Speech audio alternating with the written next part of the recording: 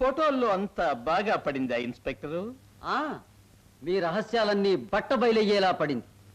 ఇక పైన మీరు తప్పించుకోలేరు.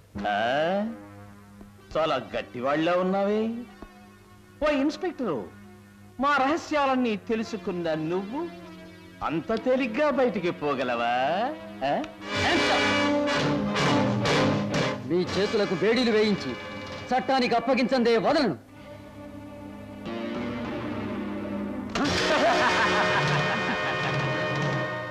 తమ్ముళ్ళు,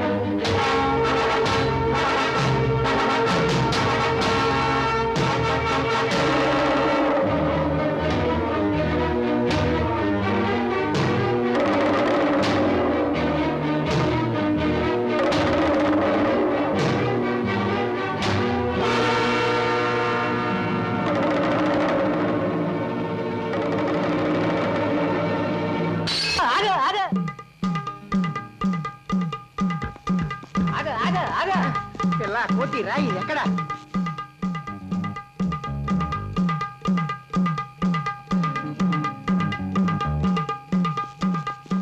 ఏ కాడతో పరిగెత్తలేను. అయ్యో ఎటు పోయి ఉంటుందిరా?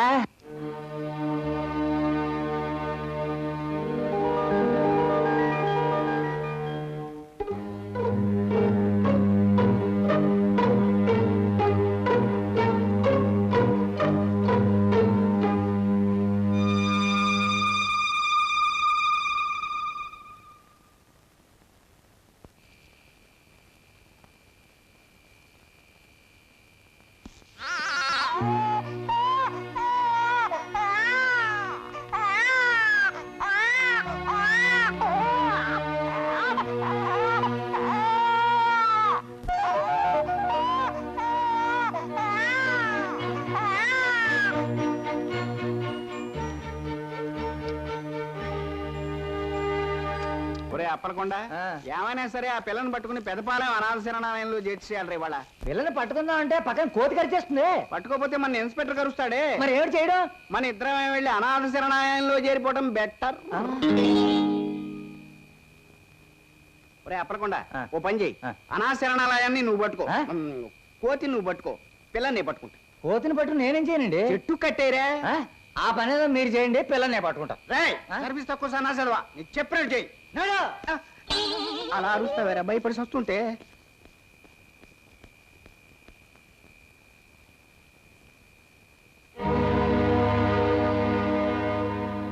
ఆ పేరేమిటి? శరణాలయం. నా పేరేంటమ్మా పాప? అప్పలకొండ. చే పాప నీ పేరేంటమ్మా? దేవి. దేవి. దేవి. పాపని జాగ్రత్తగా చూసుకోండి. వస్తాం శరణాలయం గారు. వస్తాం పాప. ఇప్పుడు మీరు వెళ్ళండి, మళ్ళీ నేను వస్తాలే.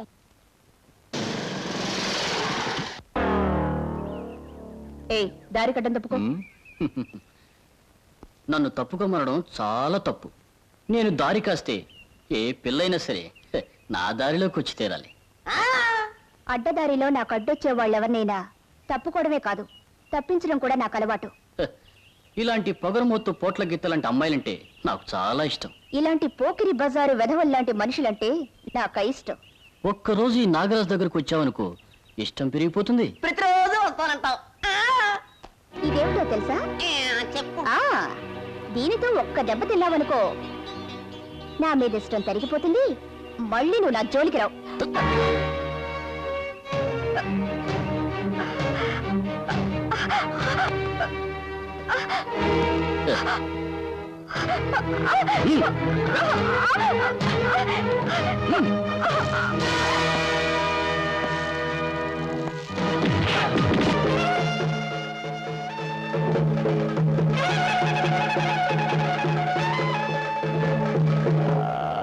ఏం పట్టేనిది?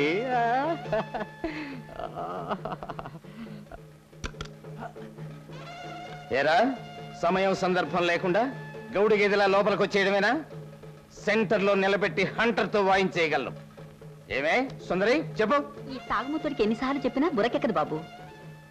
అసలు మీ మొగుడు పెళ్ళాలిద్దరిని నా దగ్గర పనిలో పెట్టుకోవడం నా తప్పు. అది కదా అయ్యగారు, సాముల ఊరేగింపు గుమ్మంలోకి వచ్చింది, తమరొచ్చి ఆరతిస్తే. బాజా భజంత్రీలు నాకు వినిపించాయిలే. దేవుడు ఉంటాడు గాని నువ్వు వెళ్ళు, నేను వస్తాను. శతం.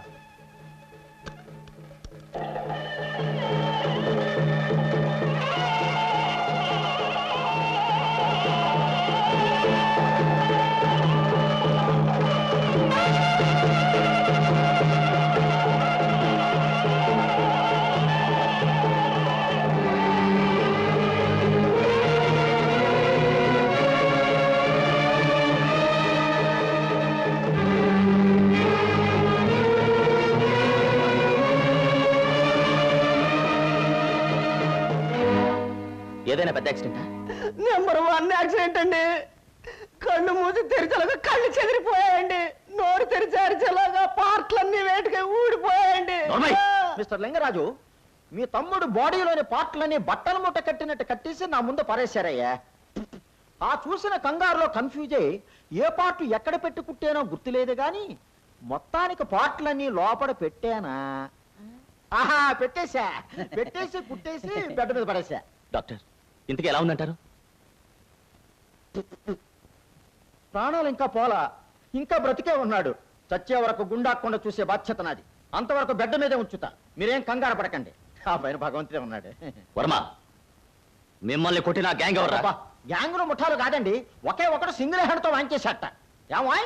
అవును, ఒకే ఒక్కడు సింగిల్ హ్యాండ్తో వాయించేశాడండి. అమ్మా. డాక్టర్, ఆ మంచం ఖాళీగానే ఉంది కదా, ఖాళీగానే ఉందండి. రిజర్వ్ చేసి ఉంచండి. మీకా? ఇంకో అరగంటలో నేను ఒక బాడీని పంపిస్తాను. ఇంజెక్షన్ చేసి వాడిని మాట్లాడే లెవెల్లో ఉంచండి. నేను వాడంతు తెలుస్తాను. ఒరే వర్మ, ఎక్కడా వాడు?